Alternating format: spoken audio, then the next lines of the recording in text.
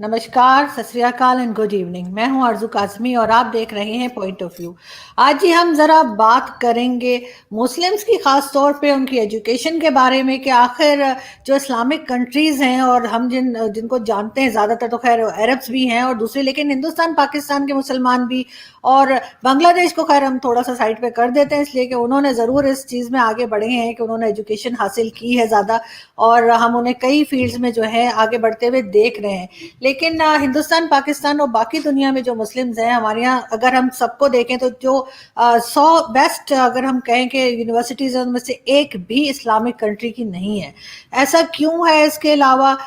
पाकिस्तान के समेत जितनी भी मुसलमान जहाँ जहाँ भी रहते हैं, क्या वो समझते हैं या उनको इस्लाम को रिफॉर्म करना चाहिए? इस्लाम में कुछ गुंजाइश है? फीमेल्स की अगर हम बात करें तो हम ज़्यादातर इस्लामिक कंट्रीज़ की देखते हैं, स्पेशली हिंदुस्तान पाकिस्तान की तो मैं ख़ास तौर पे बात करूंगी क्योंकि मैंने खुद देखा है कि यहाँ पर इंजीनियरिंग भी कर लेती हैं, मेडिकल भी कर लेती हैं, बहुत कुछ, लेकिन फिर घर बैठ जाती हैं कि जी हम बच्चे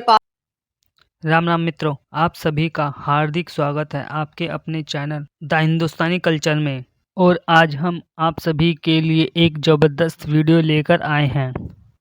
जो आप सभी के लिए बहुत ही ज्ञानवर्धक साबित होगा। तो आप वीडियो में अंत तक बने रहिए और वीडियो को लाइक एंड शेयर अवश्य करें और चैनल को सब्सक्राइब करें जिससे कि आप भी द हिंदुस्तानी कल्चर का हिस्सा बनिए। इस वीडियो का ओरिजिनल लिंक भी आपको डिस्क्रिप्शन में मिल जाएगा। तो चलिए वीडियो को स्टार्ट कर रहे हैं। और इस तरह से तो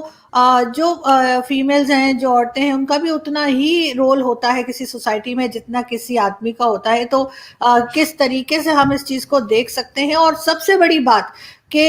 एजुकेशन हासिल करने के बाद भी जो मुस्लिम्स हैं, मेजॉरिटी जो मुसलमान हैं, उनका माइंडसेट वही है जो कि कहना चाहिए स्टोन एज के ज़माने में होता था। उसी तरीके से कहेंगे औरतों को ये नहीं करना चाहिए, मर्दों को वो नहीं करना चाहिए, और इस किस्म की बातें। तो हम आखिर किस तरह से प्रोग्रेस करेंगे और कब इन सारी चीज़ों को समझेंगे, और ख़ास तौर पे एजुकेशन को? शिवा, सबसे पहले मैं आपसे समझना चाहूँगी, क्योंकि आप जर्नलिस्ट भी हैं और वर्किंग जर्नलिस्ट हैं, बहुत अच्छी बात है कि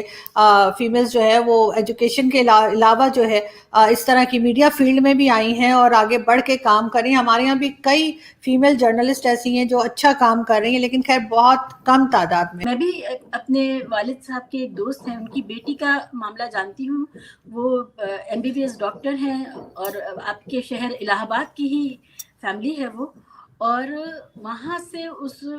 मेरे हम उम्र हैं और उन्होंने मेडिकल की पढ़ाई करी और हस्बैंड भी डॉक्टर हैं। और पढ़ाई के बाद शादी हुई और शादी के बाद हस्बैंड ने कहा कि मैं सफिशिएंट कमा रहा हूँ, तुम्हें ज़रूरत नहीं है प्रैक्टिस करने की, और उन्होंने घर बिठा दिया। कई मामलों में यही होता है कि बीवियां जो हैं अपने शौहरों के हिसाब से अपनी ज़िंदगी को ढालती हैं और उसमें अक्सर वो ये फैसले कर लेती हैं, जैसे मान लीजिए अगर ट्रांसफरेबल पोस्ट है तो ये होता है। और कई मामलों में तो शादियां ऐसे घरों में हो जाती हैं कि उनके यहाँ ये बहुत गैर महज़ब है कि लड़की कमा के लाए घर में, औरत कमा के लाए और उसकी कमाई खाई जाए। तो ये इस तरह के जो रवैये हैं वो हिंदुस्तान के मुसलमानों में भी है, दीगर लोगों में भी है। हिंदुस्तान के मुसलमानों में ज़्यादा है क्योंकि हमारे यहाँ एक तरह का माइनॉरिटीज़म भी है, तो हम शनाख्त को लेकर के एक बहुत दकियानूसी सोच के भी शिकार रहे हैं। लेकिन बहरहाल चीज़ें अब बदल रही हैं। अब बायोडाटा में लड़के वर्किंग वाइफ चाहते हैं, लिखते हैं मुसलमान, तो इससे फ़र्क पड़ रहा है।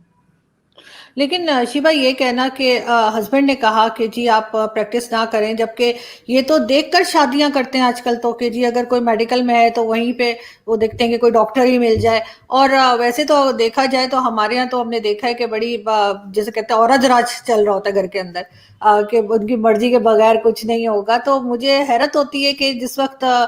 कोई भी लड़की या औरत ये कहे कि जी मेरे हस्बैंड ने मना कर दिया था तो इसलिए मैंने जो है वो मेडिकल के बाद या इंजीनियरिंग के बाद काम नहीं किया, जबकि वो मियाँ साहब जो हैं वो तो उनकी मर्जी के बगैर एक प्याला चाय नहीं पी पाते। आरज़ू, हिंदुस्तान बहुत बदल गया है और हिंदुस्तान का मुस्लिम मुआशरा भी बहुत बदल गया है। अब ऐसा नहीं है कि बल्कि लड़कियों को पढ़ाने के लिए माँ बाप ज़्यादा जद्दोजहद कर रहे हैं और पढ़ाई को लेकर के हिंदुस्तानी मुसलमानों में एक रुझान पिछले 20-25 साल से तो कम से कम नुमाया है कि गली गली में स्कूल खुल रहे हैं, बच्चियां भी स्कूल जा रही हैं, वो साइकिल चला के स्कूल जा रही हैं, वो स्कूटी चला के स्कूल जा रही हैं, कॉलेज जा रही हैं। تو اب ہندوستان کے مسلمانوں کے بیچ میں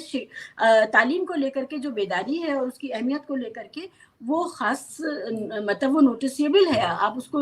نظر انداز نہیں کر سکتے۔ آپ بالکل ٹھیک کہہ رہے ہیں، لیکن شیبہ ایک چیز ہمیں اور جو ہے ہمیشہ سے بتائی گئی کہ جی ایجوکیشن اس لیے بھی امپورٹنٹ ہے کے لیے کہ ہمارے ذہن کھلیں، ہم دنیا کو سمجھ سکیں، ہم چیزوں میں تمیز کر سکیں کہ اچھا برا کیا ہے۔ لیکن ہم نے دیکھا کہ بہت سے لوگ ایسے ہیں، خاص طور پہ اگر میں صرف پاکستان کی بات کروں کیونکہ زیادہ میں نے یہیں پہ لوگوں کو ظاہر ہے آبزرو کیا ہے کہ چاہے وہ کہیں سے بھی پڑھ کر آئے ہوں، آکسفورڈ سے پڑھ کر آئے ہوں یا کہیں سے بھی، ہمارے منسٹرز بھی لگے ہوئے ہیں، اور ان کے ذہن نہیں کھلتے، وہ بات وہی کرتے ہیں جیسے کوئی سٹون ایج کی بات کر رہے ہیں کہ عورتوں کو ایسے رہنا چاہیے، ہر چیز میں مذہب لے کے آ جائیں گے چاہے ضرورت ہے یا نہیں ہے۔ یہ چیز کیوں مسلمان جو ہے اس میں کیوں آگے نہیں بڑھتے؟ جو ہمارے پاس انٹرپریٹیشنز تھے مذہبی ٹیکسٹ کے، ان کو میں ان رویوں کے لیے خاصا ذمہ دار مانتی ہوں کہ جو انٹرپریٹ کیا گیا، جو ٹرانسلیٹ کیا گیا لیٹر سٹیجز میں، اس میں خاص طور پہ ایک جو لوکل پیٹریارکل کلچر تھا اس کو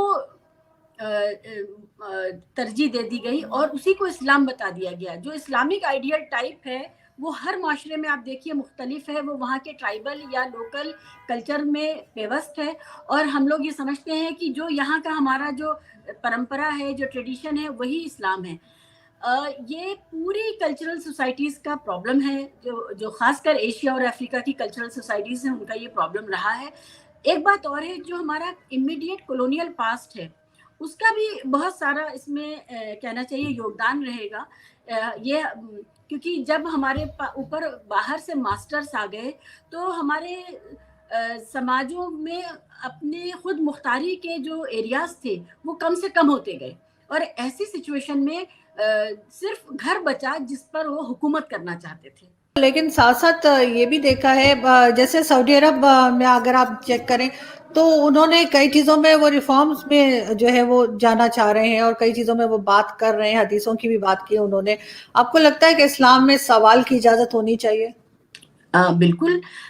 سوال کی اجازت ہونی چاہیے، کسی بھی حد تک سوال پوچھے جائیں اور ان پر بات ہو اور پورا معاشرہ اس پر بات کرے۔ ہمارے یہاں بہت ساری چیزیں ایسی ہیں جو انٹرپریٹیشن کا شکار ہو گئیں، اور یہ کہہ دیا گیا کہ ہمارے بزرگ ایسا کرتے تھے، ہمارے استاد ایسا کرتے تھے، یا ہمارے ماں باپ ایسا کرتے تھے۔ اگر آپ رسول اللہ صلی اللہ علیہ وسلم کا آخری خطبہ بھی یاد فرمائیں گی تو اس میں انہوں نے کہا کہ مجھے وہ لوگ سخت ناپسند ہیں جو یہ حوالہ دے کر کے اپنی تقلیدی پریکٹسز نہیں چھوڑ رہے ہیں کہ ہمارے باپ دادے ایسا کرتے تھے اس لیے۔ تو وہ تو باپ دادے کی پریکٹس چھڑوا کر کے نئی پریکٹس کرانے اور ریفارم موومنٹ چلانے ہی آئے تھے نا، اور اس کا ریشنل اگر آپ کے پاس جواب ہے تو آپ سامنے لائیے، نہیں تو اور تحقیق کریے کہ آپ پتہ کریے کہ یہ معاملہ کیا ہے۔ ہر سائنس کے بھی ہر سوال کا جواب ہمارے پاس نہیں ہے، تو جو میٹا فزکس ہیں، باقی کی سبجیکٹس ہیں، ان کا بھی ہو سکتا ہے بھی ہم آگے بڑھ رہے ہیں۔ لیکن یہاں تو بہت سارے جو ہمارے سو کالڈ ریلیجیس اسکالرز ہیں یا مولانا صاحب ہیں، بلکہ انڈیا کے بھی، وہ تو یہ کہتے ہیں کہ جی اسلام تو جب حضرت آدم آئے تھے تبھی آ گیا تھا، وہ اس بات کو ماننے کو تیار ہی نہیں ہے کہ جی اسلام جو ہے وہ کافی بعد میں آیا ہے، اور اس کے ساتھ ہی ساتھ وہ ہمیں یہ بھی بتاتے ہیں کہ جی جنت پہ بھی ہمارا کاپی رائٹ ہے، کوئی ادھر نہیں جائے گا سوائے مسلمز کے۔ ہمارا چیلنج ہی یہی ہے۔ دیکھیے مولانا کیا کہتے ہیں، مولانا کہتے ہیں بھائی ہم نے آپ کے ساتھ کوئی ناانصافی نہیں کی ہے، وہ تو اللہ کا حکم ہے، اللہ نے ہی آپ کو دویم درجے کا بنایا ہے، یا اللہ ہی نے آپ کو حقوق نہیں دیے ہیں، یا اللہ نے آپ کے ساتھ ہی کٹوتی کر دی، ہم کیا کریں۔ یہ جو رویہ ہے کہ بھائی ہم تو معصوم ہیں، ہم تو اللہ کا حکم صرف بجا لا رہے ہیں اور وہی آپ کے ساتھ ناانصافی کر رہا ہے، ہمیں یہاں سے شروع کرنے کی ضرورت ہے کہ بس آپ جو ہیں اللہ میاں کے ایجنٹس نہیں ہیں، اور اللہ میاں آپ سے ڈائریکٹلی کچھ بھی ایکسکلوسیولی آپ کو نہیں دے رہا، وہاں تو ہر جگہ فرد کی بات ہے،